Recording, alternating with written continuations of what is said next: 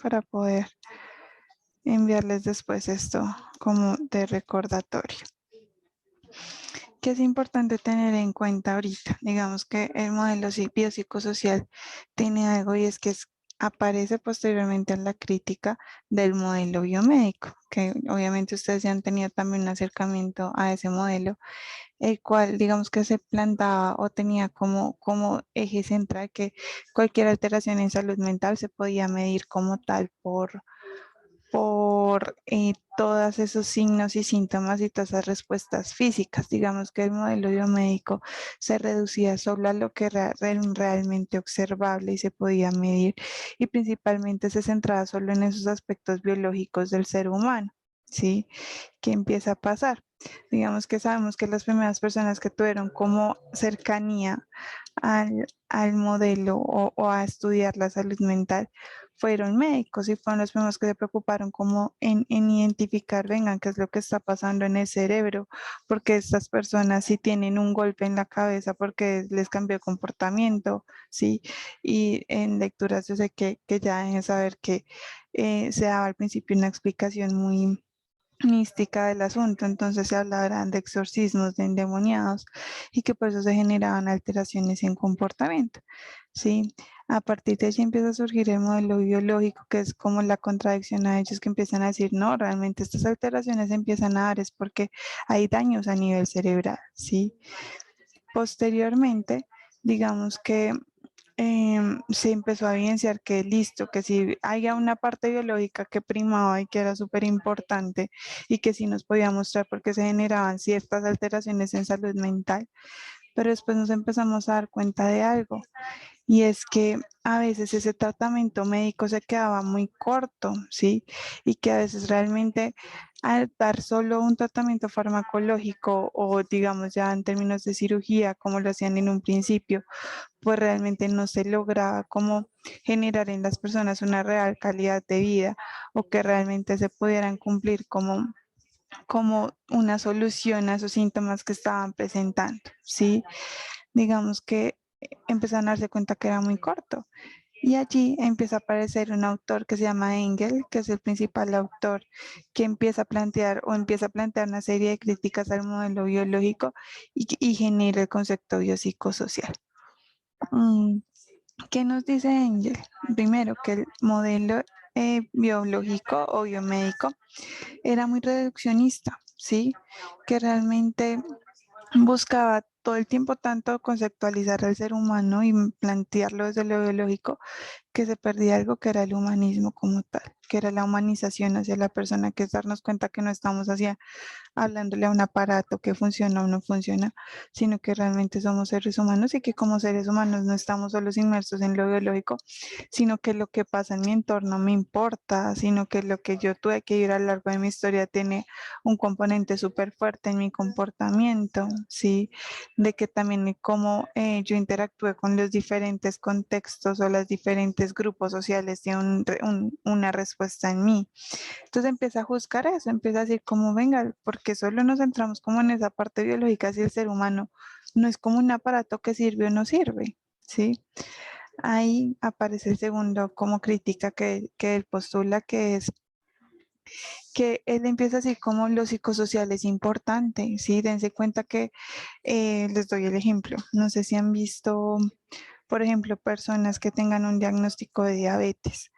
Entonces empiezan a decir como listo, la diabetes podemos explicarlo desde la parte física, porque se ven los niveles de insulina en la sangre, se empieza a ver esos síntomas característicos de la diabetes, de la sensación de cansancio, desmayos, dolores de cabeza, ¿cierto? etc. Pero también empieza a decir, sí, claro, hay una parte biológica que está afectada, pero ¿qué tal si empezamos a ver cómo qué es lo que realmente es la causa de esto? ¿Sí? ¿Qué tal si empezamos a notar? Ahí me están escuchando bien, no sé si se fue la señal por un momento. Ahí me escuchan bien, chicos. Por favor, me confirman, no sé si se me había ido el audio.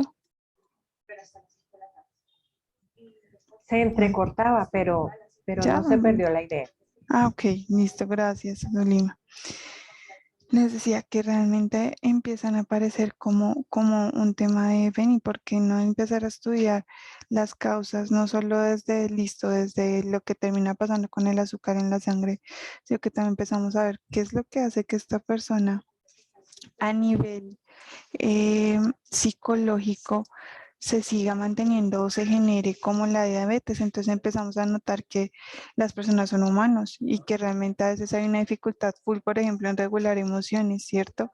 Entonces aparece como el tema de la persona es súper impulsiva y tiene situaciones de conflicto y de una lo que hace es ir a comer dulce, ¿sí? Y empiezan a decir como, ¿por qué no trabajar en esto para disminuir esos síntomas o la diabetes o trabajar en promoción y prevención o en tratamiento ya como tal? ¿Por qué no tener en cuenta el contexto, sí, lo social? Si es de una familia que viene de personas diabéticas y de personas que tienen un tema de ingesta de alimentación insano, hábitos de vida no sanos y él observa todo el tiempo eso en su contexto, ¿sí? Si vemos una cultura que es consumista, que todo el tiempo en propagandas nos están dando muestras de chocolate, de comidas rápidas. ¿Será que eso no tiene que ver también con la diabetes y no afecta también que se origine o se mantenga la diabetes? Entonces, eso es lo que empieza a señalar Engel, empieza a decir cómo nosotros estamos envueltos en sistemas y esos sistemas tienen una interacción clara y una causalidad clara de nuestro comportamiento y de nuestra salud mental.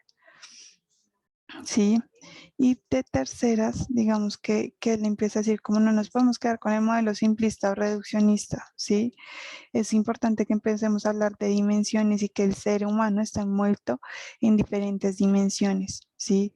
Que tiene un contexto social, familiar, educativo, laboral, cultural, económico, y que todos esos factores también tienen una implicación en la salud mental, y es la realidad.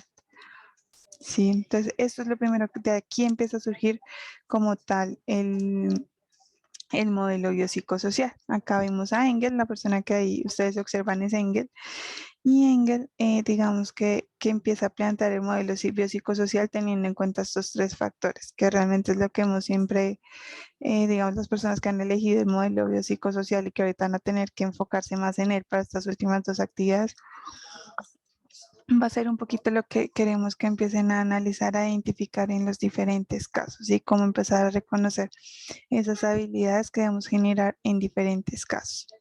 Entonces, ¿qué empezamos a ver?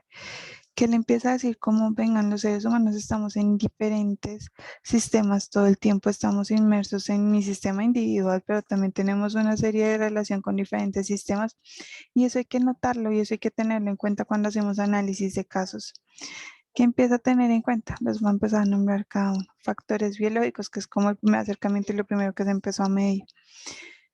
Que tenemos que tener en cuenta la genética y la herencia que tienen esas personas a las cuales nosotros estamos estudiando, ¿sí?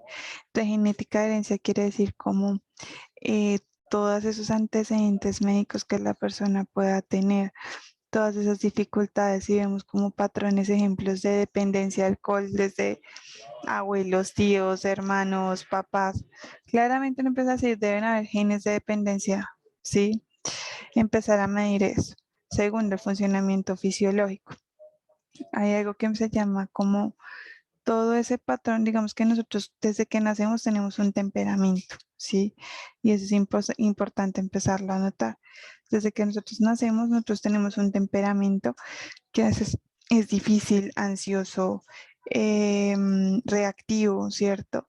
Y ese temperamento desde que nosotros estamos en un primer contexto desde el nacimiento claramente tiene una importancia, si no es lo mismo que yo nazca con un temperamento ansioso, que son personas que les cuesta un montón,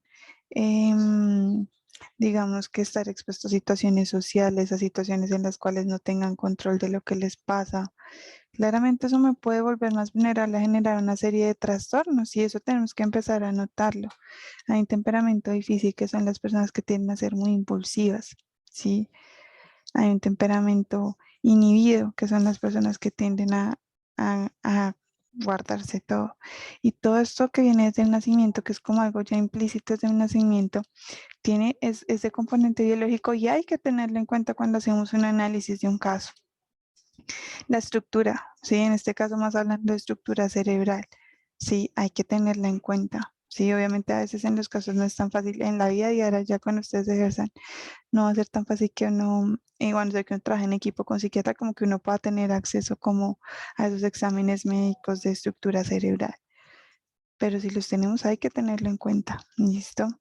Y las enfermedades, claramente todo ese tema de enfermedades, tanto físicas como mentales, antecedentes en familia, en el consultante, son súper importantes tener en cuenta. Y todo esto va en factores biológicos. Y esto es un poquito lo que empieza a medir los factores biológicos. Están los factores psicológicos. Acá a veces yo he visto como dificultades en que identifiquen cuáles son psicológicos y cuáles son sociales. Cuando nosotros hablamos de factores psicológicos, estamos hablando de los recursos personales que tiene cada persona, ¿sí? ¿Qué quiere decir eso? Todas esas como habilidades, estrategias, herramientas o no herramientas o déficit en esas herramientas que tienen las personas para afrontar, digamos que la adaptación en su día a día en sus diferentes contextos. ¿Eso qué quiere decir? Que acá podemos incluir todo el tema de rasgos de personalidad, patrones de comportamiento, pensamientos, que a esto nos referimos con cognición, hábitos, que es como ya literalmente esas rutinas que tenemos en nuestra vida diaria, y repertorio emocional, cómo son esas respuestas emocionales, cómo yo funciono, cómo yo respondo ante esas respuestas emocionales. Todo esto hace parte de factores psicológicos y son recursos que genera el ser humano para adaptarse a las situaciones, ¿sí? Ejemplo, voy a dar un ejemplo como tal. Otro caso, digamos, de una persona con depresión. Em, bueno, la chica tiene depresión y empezamos a ver cómo esos factores biológicos que tiene antecedente en la abuela materna, que la abuela materna sufrió de depresión.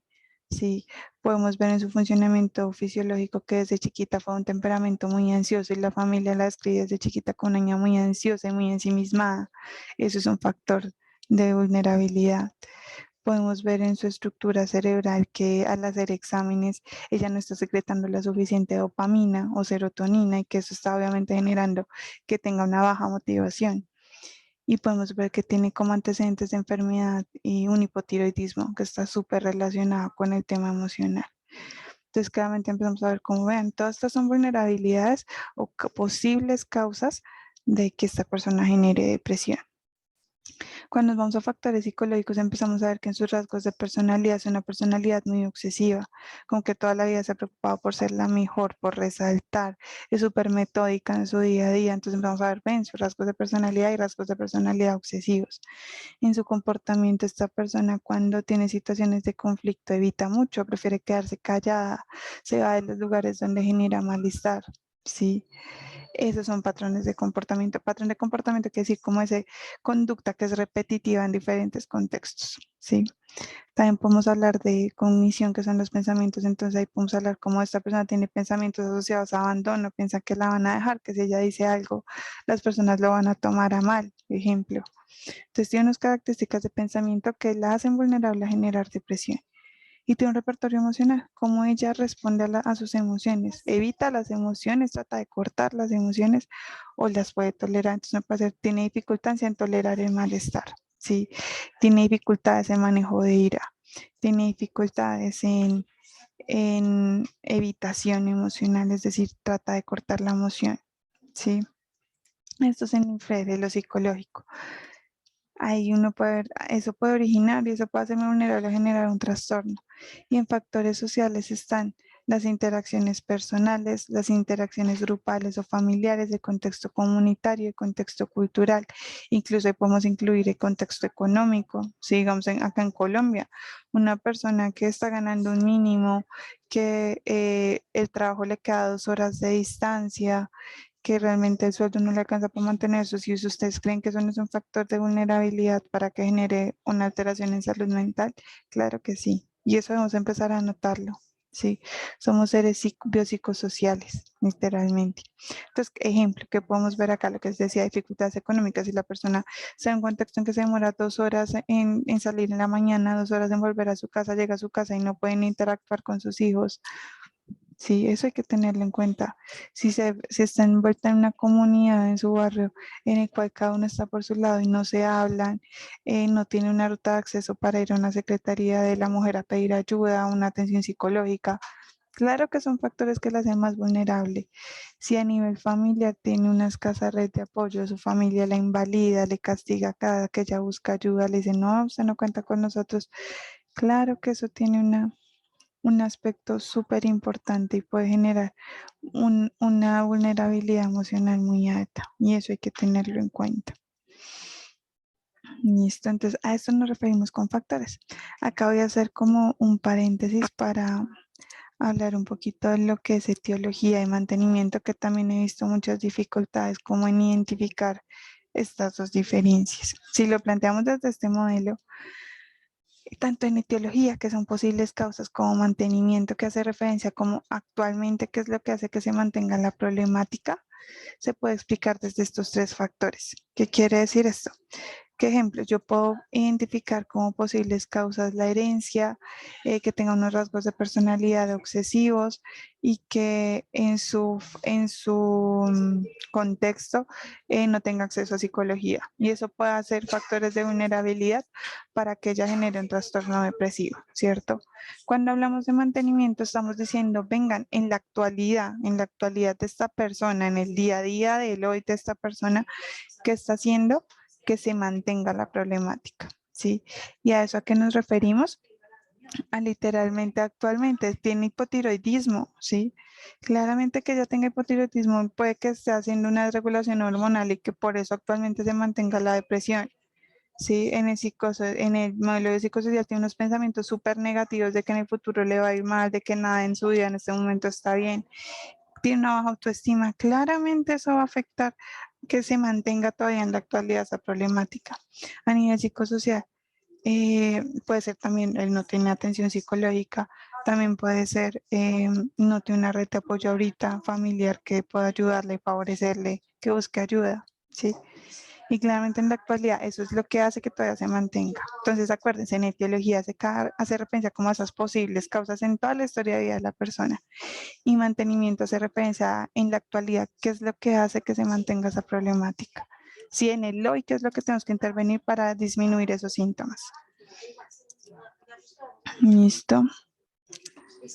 Ahora, digamos que este es un breve abrebocas de qué es el modelo biopsicosocial. Si ustedes empiezan a entenderlo de esta manera, se los juro que va a ser mucho más fácil como realizar sus análisis de caso, explicarlo, ¿sí? Y ahorita vamos como tal con el rol de psicólogo en Colombia, ¿sí? Digamos que si ustedes se dan cuenta en el material de apoyo que ustedes tienen, se empieza a evidenciar que hay varias leyes que ya, digamos que reglamentan la atención en salud mental en Colombia, ¿sí? Y el derecho a respetar y a defender nuestra salud mental en Colombia. Pero ¿qué se ve? ¿Qué se empieza, digamos, realmente a notar en estas leyes? Las leyes están súper bien planteadas, digamos que están muy bien estructuradas y la invitación es que empiecen a leer un poquito acerca de estas leyes porque es en lo que nosotros, tanto a nivel personal como a nivel profesional, nos tenemos que parar, que entonces garantizan el derecho a la salud, el derecho a tener atención psicológica, el derecho a que si se remiten a cualquier servicio de urgencia, si necesitan una atención psicológica o psiquiátrica, se debe brindar a la persona. Se reglamenta también el tema de no discriminación por tener un diagnóstico médico o psiquiátrico, ¿sí? Hay muchísimas leyes que nos defienden y que realmente en nuestro contexto pues no se cumplen, no están pasando, ¿sí? Que si nosotros vemos en nuestro contexto realmente pasa de todo menos que eso se tenga en cuenta, ¿sí? Y esas leyes digamos que están muy encaminadas también al rol de psicólogo en Colombia. Entonces, ¿qué empezamos a observar? Realmente las leyes como tal nos dicen como que desde nuestro rol nosotros podemos favorecer estos 8 procesos que son súper importantes en salud mental, ¿sí? Mm, el primero hace referencia a prevención primaria, ¿sí? ¿Qué es prevención primaria? Lo que literalmente hacemos en prevención primaria es literalmente disminuir factores, y también primaria y secundaria, disminuir factores de riesgo que se encuentran en la población que se asocian a salud mental, Es decir, si yo identifico como un factor de riesgo que hay escasez de atención psicológica en la localidad Ciudad Bolívar, prevención primaria se va a encargar, digamos, desde nuestro rol, de mirar cómo podemos disminuir ese factor de riesgo. Entonces, digamos, estamos en el proyecto de la alcaldía. Vamos a tratar de contratar tantos psicólogos de a 8 horas y se va a plantear tal horario para que la persona pueda acceder a ese servicio de psicología. ¿Sí? Prevención primaria y secundaria siempre tiene que ver con disminuir factores de riesgo, ¿sí? Ya hicimos un proceso de evaluación en la población, en el sujeto, y lo que vamos a hacer es disminuir esos factores de riesgo. ¿Qué es factores de riesgo?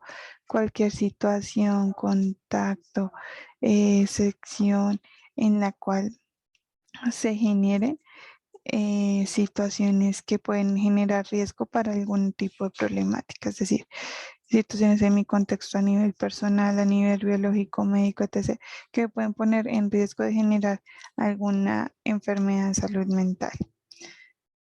En prevención terciaria es cuando ya identificamos que ya hay dificultades y que ya no solamente hay un riesgo, sino que ya está pasando una problemática como tal en el contexto, en la persona. Y la prevención está ya más encaminada a dar herramientas desde la psicología de la salud para disminuir esa problemática. Entonces ya, digamos, encontramos que en ese contexto hay un consumo de sustancias altísimo y ya empiezo a generar herramientas, voy a generar programas de prevención donde voy a darle a las personas una ruta de atención para manejo de consumo de sustancias, o les voy a dar una ruta de atención para ideación suicida. ¿Sí? Entonces ya identificamos una problemática y lo que hacemos es dar herramientas. ¿Sí? Nosotros desde nuestro rol, y es algo que está en las políticas públicas, literalmente, chicos, como estoy grabando, hay una posibilidad de que en 10 minutos se corte la sesión, entonces voy a hacer una pausa acá para crear un link y que, espérenme un momentico, y que se puedan conectar si algo a ese link para que terminemos la, la sesión. Porque acá por Zoom me dan límite de tiempo. Entonces voy a programar en un minuto otra reunión para así poder garantizar que se puedan conectar, y pues ahí también les envío el link de asistencia, y digamos que para los que tengan dificultades o no sepan cómo hacer la actividad que tenemos pendiente, pues se conecten y podamos resolver esa dudita. ¿Listo? Entonces ya estoy creándola y ya se las envío para que por favor se conecten. Entonces les iba contando, digamos que nosotros también tenemos un rol de construcción de políticas públicas, que es que desde nuestro rol nosotros también tenemos una inmersión en la política, y es que nosotros podemos, de acuerdo a nuestros conocimientos, también evaluar qué tanto eh, qué tanto estas personas podemos asesorar para que generen unas pautas de ayuda, de buscar atención, de cómo podemos crear políticas para favorecer la salud mental, para generar, que es algo que ahorita no está o no se cumple, generar que se pueda brindar una atención psicológica a toda la población y no solo a las personas privilegiadas o que tienen un apoyo, un sustento económico que puedan pagarlo, que ustedes se dan cuenta claramente en nuestro contexto, pues ya no hay, o sea, no podemos todos acceder a psicología, o sea, vamos a la PS cada mes y eso, y una sesión de 20 minutos que no es terapéutica. Entonces, es empezar a mostrar ello. También tenemos algo que es la orientación en los servicios de salud. ¿Y qué quiere decir eso? Digamos que desde reorientación a servicios de salud, lo que se busca es que realmente estas personas, que estas personas puedan, si nosotros vemos situaciones de riesgo en los diferentes contextos en los cuales estamos inmersos desde nuestro rol de psicólogo, vamos a trabajar full en, en disminuir esos riesgos a través de, espérenme que les estoy compartiendo, por acá ya volví, Y ya les comparto en el chat nuestro nuevo link por si nos saca de este. Si nos saca de este, por favor los espero en este link que les acabo de enviar. Entonces, es literalmente cuando identificamos situaciones de riesgo alto, es saber cómo orientar y cómo son las rutas de atención en nuestro contexto para poder orientar a esas personas necesitadas de algún tipo de atención. ¿Listo? ¿Qué más? En investigación, nosotros desde nuestro rol de psicólogos es súper importante literalmente favorecer la investigación. La única manera en la cual nosotros podemos utilizar técnicas que tengan evidencia, que funcionen para tratar a las personas, es literalmente desde la investigación, desde realmente hacer un proceso de lectura, de revisión teórica, ¿sí? Que realmente favorezca, ¿sí? Que realmente favorezca la creación de técnicas de intervención razonables, que también empecemos a estudiar la depresión como de manera completa, que realmente tengamos un sustento científico de lo que hacemos. Cuando hablamos de promoción en salud, estamos hablando de literalmente favorecer o como tal tener tener como tal, espera un momentico que no he podido, ay, espera un momentico, no tiene como tal, literalmente no hemos hecho un proceso de evaluación o de ya identificar factores de riesgo, sino que literalmente lo que empezamos a hacer en promoción en salud es literalmente escoger un tema, una problemática y empezar a dar herramientas para promocionar salud, sí, para promocionar calidad de vida, salud mental, salud física. Entonces ahí entra full todo el tema de hábitos de autocuidado, cómo fortalecer en mi día a día mi autoestima, cómo trabajar en estrategias de afrontamiento, en resiliencia, ¿sí? Eso es promocionar salud, ¿sí? Identificar cómo qué herramientas yo puedo trabajar para ayudar a esta persona, ¿listo? Entonces, eso es un poquito lo que vamos a empezar a evidenciar. Digamos que eso es un poco lo que va a ser como nuestra tarea de nuestro rol de psicólogos en Colombia. Sí, hay algo que ya es la evaluación e intervención. Yo ese rol se lo dejo más a los psicólogos como tal, clínicos, porque realmente los psicólogos clínicos, chicos, porfa, intentar mejor conectarse al link de Zoom para yo poder seguir grabando. Entonces acá les acabo de enviar un link de Zoom para que si nos sacan de este link, porque nos van a sacar en 4 minutos, porfa, todos nos conectemos en el último link de Zoom que les envié por el chat. Te dicen el chat de acá, les acabo de enviar un link de Zoom, ahorita nos conectamos, es por ahí. Entonces en promoción en salud literalmente es trabajar no en porque ya evidenciamos riesgos, sino porque nos interesa mejorar la calidad de vida de las personas y desde allí como queremos mejorar la calidad de vida de las personas, vamos a trabajar en recursos que ayuden a mejorar esa calidad de vida de personas. Y en evaluación e intervención ya estamos más orientados a como tal literalmente hacer procesos completos de evaluar y de verdad identificar diagnósticos, cuáles son esos factores de vulnerabilidad, esas posibles causas que me generan ese diagnóstico, cuáles son esos posibles mantenedores de ese diagnóstico, qué identificamos en la historia de vida de la persona, qué recursos debemos trabajar para hacer una intervención, que ya es un tratamiento completo donde le damos ayuda a las personas, donde realmente nos direccionamos en dar herramientas favorables y recursos ya de manera personal, o sea, de acuerdo a lo que necesite cada persona.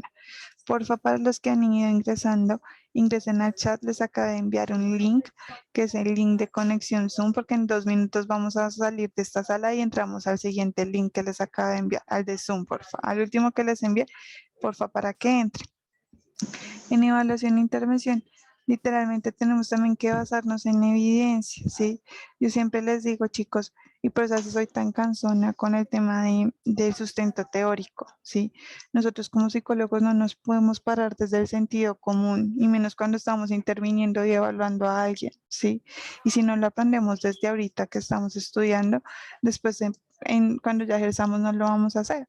Entonces, pues para mí es súper importante que todo eso que ustedes planteen como evaluación, todo eso que ustedes digan está el diagnóstico, me leen un sustento, me lo expliquen desde ese sustento teórico, desde esas investigaciones que se han hecho, ¿sí? Eso es súper importante.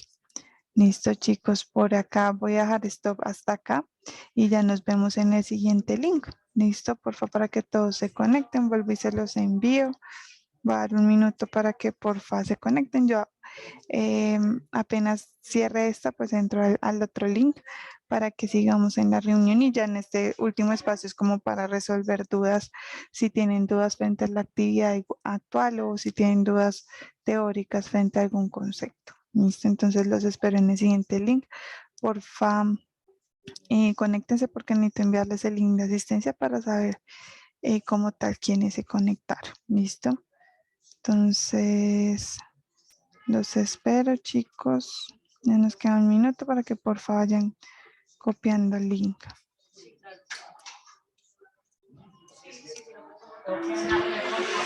Listo, chicos. Voy a cerrar por acá y nos vemos en el siguiente link. Un abrazo.